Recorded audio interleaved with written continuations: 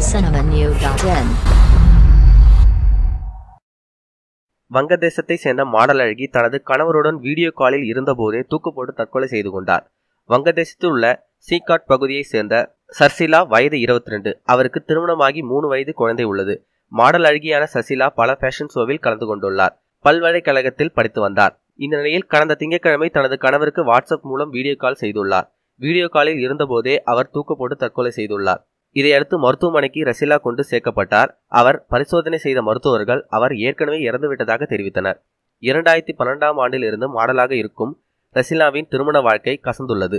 அதனால்தான் அவர் இந்த முடிவை எடுத்துள்ளதாக போலீசார் தெரிவித்தனர். மேலும் இதுபோல செய்திகளுக்கு லைக் மற்றும் சப்ஸ்கிரைப் செய்யவும்.